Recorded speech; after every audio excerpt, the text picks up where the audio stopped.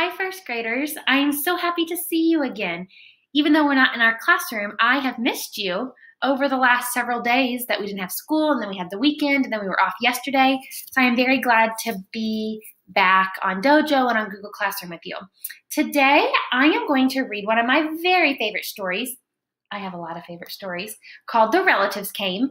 And then we're going to do a quick activity together that you can either print off and do at home, or you can just watch me do it. Or if you want to just get a blank piece of paper, you can make a map like we're going to make on a blank piece of paper if you don't want to print it. But we're going to talk about the story like we would if we were at school sitting on the carpet talking about a story. So I'm going to get started. This is The Relatives Came by Cynthia Rylant, and the pictures are illustrated by Stephen Gamble. I will look to see if this is an AR book. I am not sure. Okay, let's see. Let me see if I can get the camera right. I thought I had it, but I must have bumped it.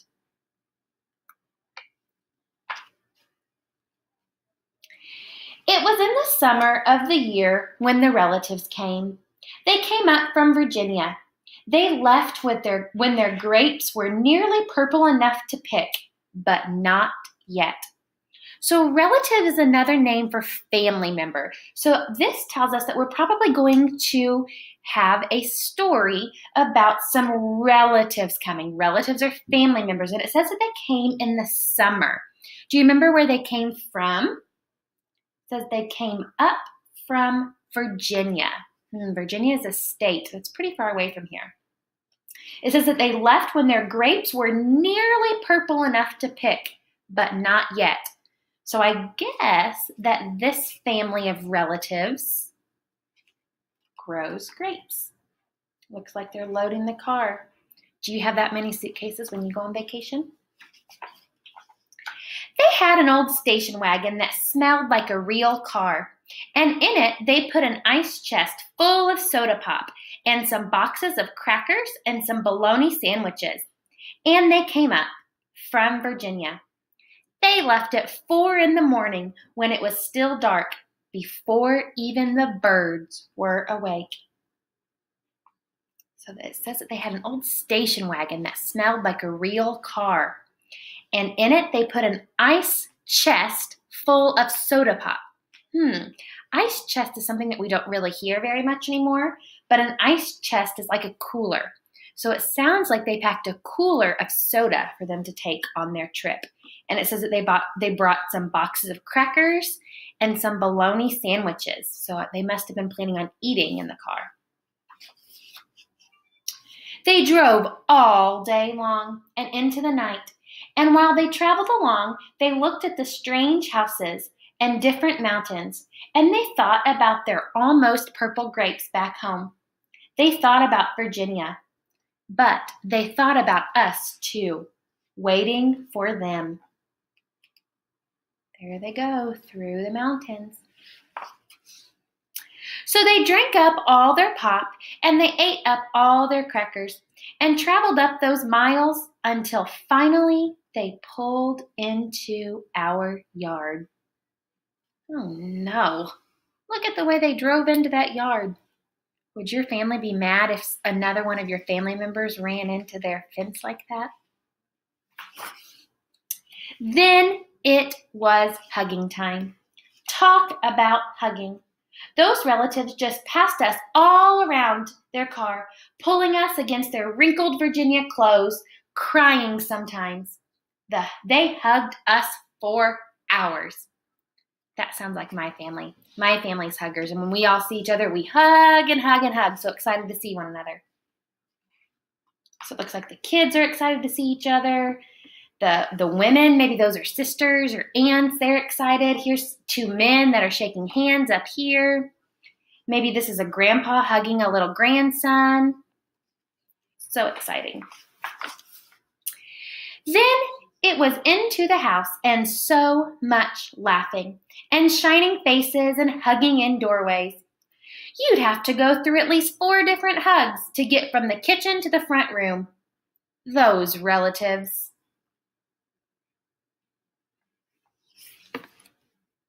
And finally, after a big supper, 2 or 3 times around until we all got a turn at the table.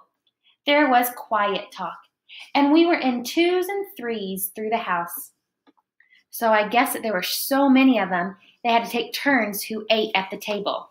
You can see it looks like over here, there's a kid's table, and maybe some people are upstanding eating.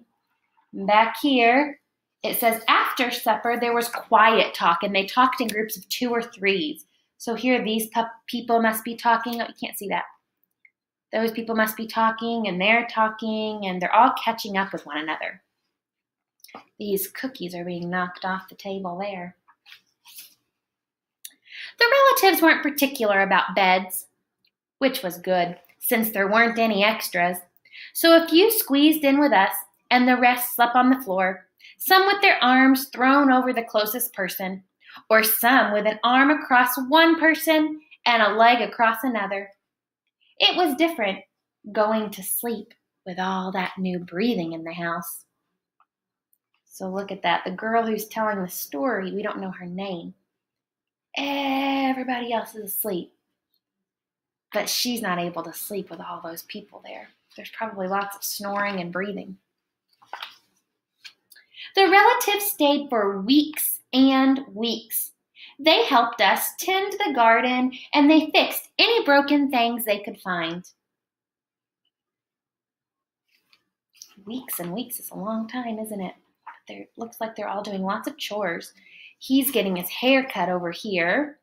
They're playing, and it looks like they've made some kind of imaginary house or castle out of boxes. This lady's helping fix a car. These people are working in the garden. That's what tend to the garden means. It means to work in a garden, if you tend to it. They ate up all our strawberries and melons, then promised we could eat up all their grapes and peaches when we came to Virginia. So this family that lives here must grow strawberries and melons, and the family that lives in Virginia must grow what? Do you remember what it said? Grapes and peaches. But none of us thought about Virginia very much. We were so busy hugging and eating and breathing together. Looks like they have a lot of fun. Finally, after a long time, the relatives loaded up their ice chest, remember that's like a cooler, and headed back to Virginia at 4 in the morning. We stood there in our pajamas and waved them off in the dark. We watched the relatives disappear down the road. Then we crawled back into our beds that felt too big and too quiet, and we fell asleep. So if you remember in the beginning of the story, the relatives left Virginia at 4 in the morning to come visit. Now they're going back home, and they also left at 4 in the morning. And the relatives drove on all day and long into the night. And while they traveled along, they looked at the strange houses and different mountains, and they thought about their dark purple grapes waiting at home in Virginia. Do you remember that? In the beginning of the story, it also said that when they were driving to the relative's house, it said that they traveled through strange mountains and they looked at all the different houses. So the author put something that was in the very beginning of the story and added it to the end again. But they thought about us too, missing them, and they missed us. So sometimes when you leave, are you already sad about leaving? I guess that they were. And when they were finally home in Virginia, they crawled into their silent, soft beds and dreamed about the next summer. So we don't know where it was that they went, but it must be a really long way if they're only able to go once a year. Or maybe they're just really busy and they can only get away once a year. But since they only get to go once every so often, they must make it a special time. The end. So I want us to think about this story with this rainbow-colored car that the relatives drove. And we're going to do a map together real quickly. So When you think about a story, we ask ourselves the same questions. And I want you to try to think back to what we've done at school. And when we read stories and we go back, we have to look in our book a lot to find some evidence. So I know you don't have a copy of this book at home with you, but I want you to try to think back in your head so we can figure out what goes in our boxes. This would be just like what we would do if we were doing a page out of our red workbook. So let's see if we can do it together. The setting. Remember, the setting is where something takes place. Do you remember where the setting of this book was? It didn't tell us what state the relatives went to. We knew that the relatives, the family members, lived in Virginia, but it didn't tell us what state they drove to. So we can say that the setting, it started out in Virginia. It said that they packed up their cars in Virginia. So we can say that the setting was in Virginia in the beginning.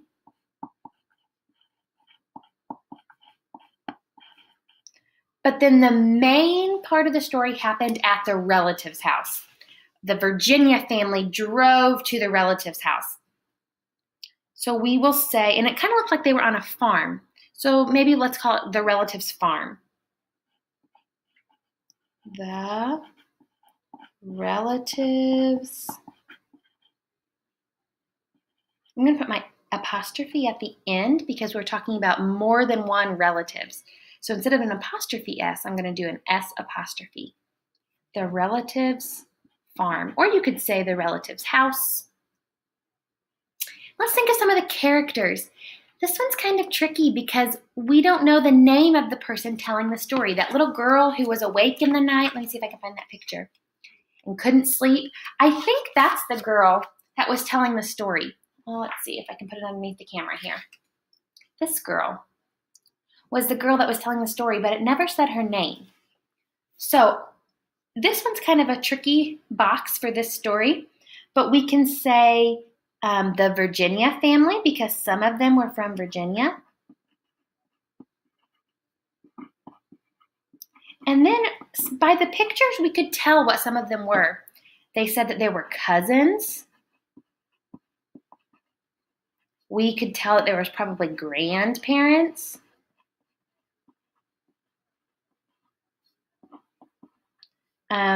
Maybe some moms and dads.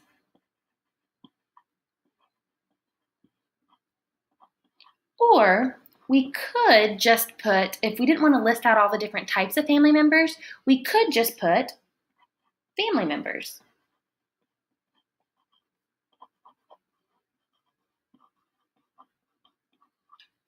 Okay, now let's real quickly do our story map where we do the beginning, the middle, and the end. And I know that you guys are wonderful with that because we do that a lot.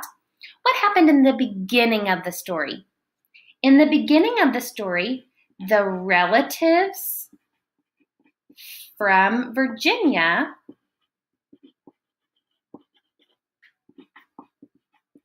came to visit. They packed up and they came to visit. I'm going to make sure I put my period at the end of that. Then in the middle of the story, what happened? All of the family members, they played games, they worked in the garden, they ate together. It said that they did a lot of hugging. So I'm going to say that the whole family spent time together. You could also say that you could list the things that they did, like work in the garden and play, but I just said that the whole family spent time together. Then what happened at the end? At the end, where did the relatives have to go? The relatives had to go back to, what was the name of the state? Do you remember? Virginia. The relatives had to go back to Virginia. That probably made them all sad. So I want you, if you did this with me, if you are going to write it out, that is Fabulous. If you're not going to write this out, that's okay. I want you to do something for me the next time you read a story. No matter what the story is, I want you to see if you can figure out what the setting is, where the story takes place, who the characters are, who the story's about, and then I want you to tell your family member what happened in the beginning, what happened in the middle, and what happened in the end. If you wanted to make a map on your own, all you would need to do is make 3 boxes like this, and you could just write beginning, middle, and end. You could do it real quick just like that. And if you don't want to write, you could even draw a picture about what happened in each place. If you wanted to make a spot for your characters, you could put your characters over here, and you could draw, oops, my pencil. You could draw pictures of your characters, and maybe if there's a dog in the story, you could draw your dog. If there's a little girl and a little boy, you could draw the characters, and then you could make a box for your setting. So that would be the characters, and this would be the setting. And you could draw, if it happened at a house, you could draw a nice tree, and you could draw a house. Or if it happened maybe in a mall, if your book's about a mall, you could draw a picture of a mall. But you can make your very own story map at home. So that is our story map for The Relatives Came. I want you to think about one of your relatives, one family member, and I want you to draw a picture of that family member and write as many words about that family member as you can. So if you choose to write about your aunt, I want you to draw a picture of your aunt in the middle of your paper, and then around your paper, I want you to write as many words about your aunt or your family member that you chose as you can. And I'll send you a picture of the one that I do. All right? I hope that you enjoyed my story. Like I said, I will look it up to see if it is an AR book. So if it is, you can take your test on The Relatives Came.